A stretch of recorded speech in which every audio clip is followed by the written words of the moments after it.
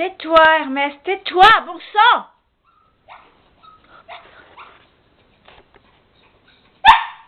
Voilà, parce que là, il veut venir dans la chambre, là. Et là, c'est le début de la soirée. Il est... Allez, 21h32. C'est le début de la soirée. Il veut venir dans mon lit.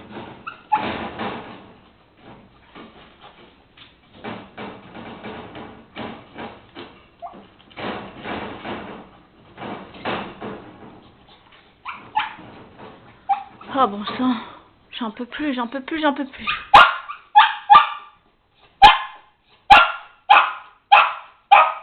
Tais-toi! Tais-toi! Tais-toi!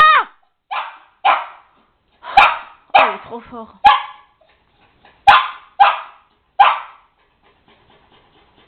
Voilà, le soir c'est comme ça. Voilà.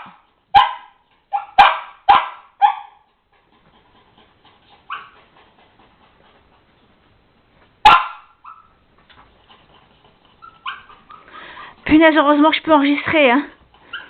Parce que personne va me croire, hein. Personne va me croire, hein. Ah, merci l'appareil photo vidéo, hein. Merci, hein. C'est pas possible, hein. Quand on raconte ça, les gens me croient pas, là, hein.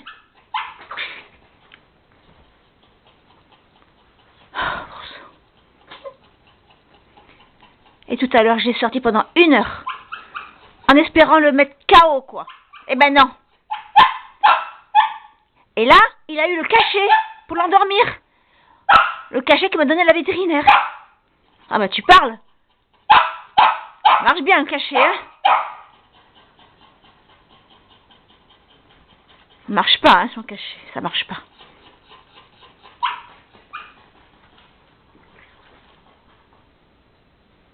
Il est complètement... Enfin, il n'arrive pas à dormir. Depuis jeudi dernier, il dort pas, ce chien. Il n'en peut plus, quoi. Il est surexcité, il est dans un état... Enfin, il me détruit tout.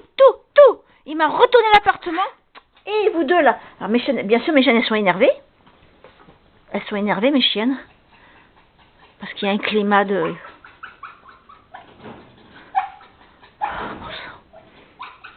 Qu'est-ce qu'il me fait encore? Qu'est-ce qu'il me fait?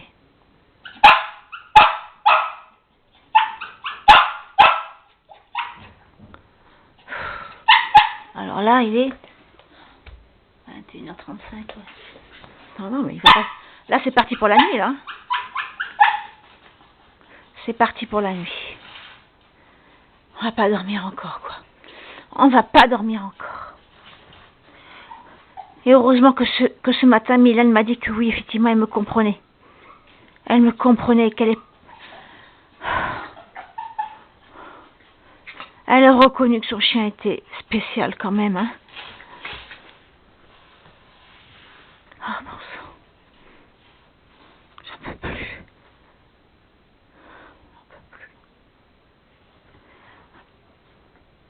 Alors là, je l'entends plus. Et maintenant, quand je l'entends plus, je m'inquiète aussi. Ça fait l'effet inverse maintenant. Quand je l'entends plus, je suis inquiète parce que je me dis, mais qu'est-ce qu'il a?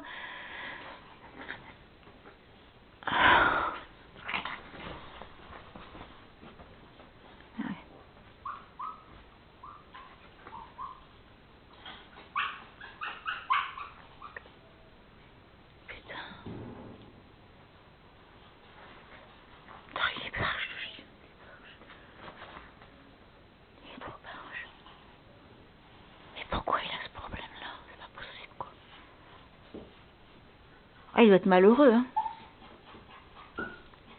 Puis il y a les chaleurs en plus en ce moment avec les femelles. Ça, il doit en souffrir de ne pas être castré. Enfin, ah non. Là, il y a le complet, là. Hein. J'en peux plus.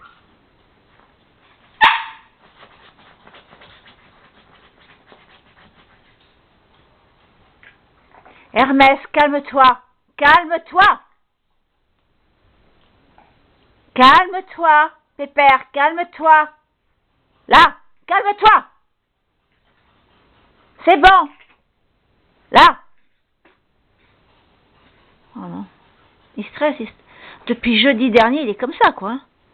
Depuis jeudi, dans cet état de stress. Il dort pas, ni le jour, ni la nuit. Ce con. Qu'est-ce qu'il me fait? Mais qu'est-ce qu'il me fait? Ça suffit! Ça suffit! Calme-toi, Pépère, calme-toi. Là! Tu te calmes! Mais qu'est-ce que tu me fais? Mais qu'est-ce que tu fais? Non, non, tu ne viendras pas dans ma chambre. Non, non. T'as bouffé mon matelas! Non! Non! Non! Arrête un peu! Je deviens folle, hein? Hystérique. C'est pas un chien dans une famille, ça, c'est pas possible, hein?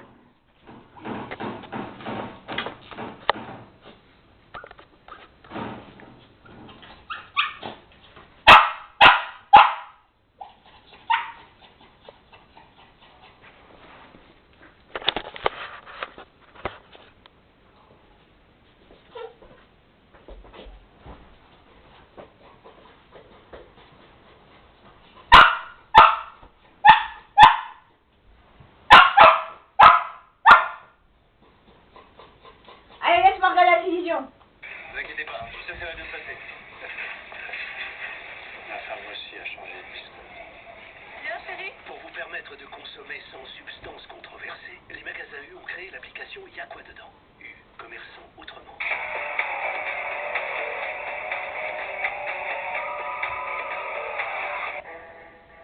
Seulement les enquêteurs vont devoir faire face à un autre problème.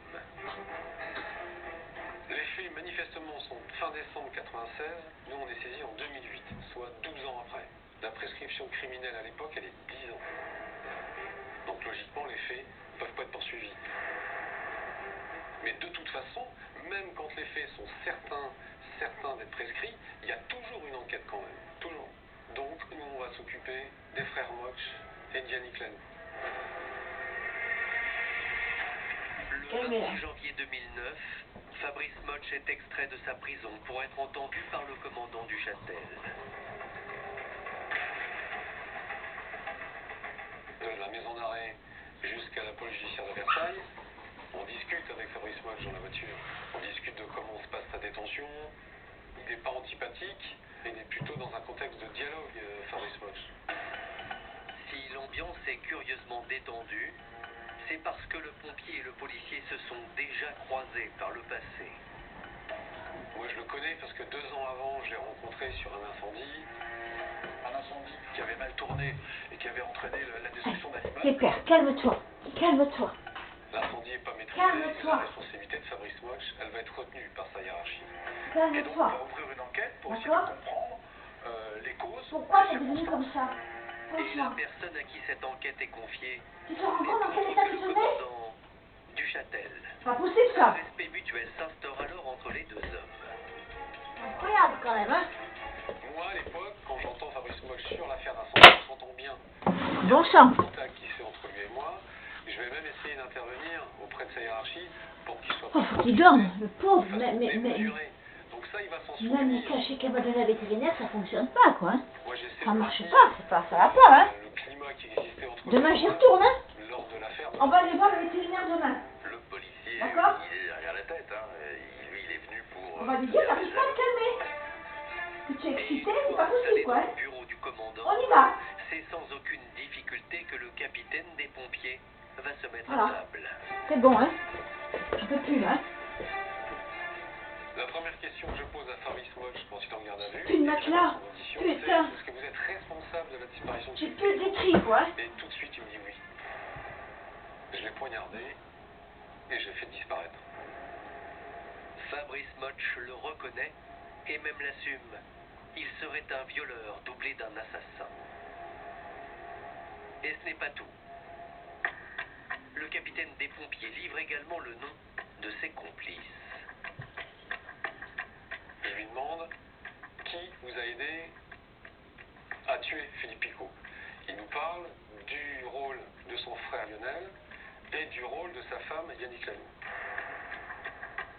Voici ce que Fabrice Moch déclare. J'ai reçu l'aide de mon frère Lionel. Je lui ai demandé un coup de main. Yannick est au courant. Elle savait que j'allais tuer Philippe Picot avec Lionel. Fabrice Motch est volubile. Et pour cause, ce jour-là, il se sent intouchable.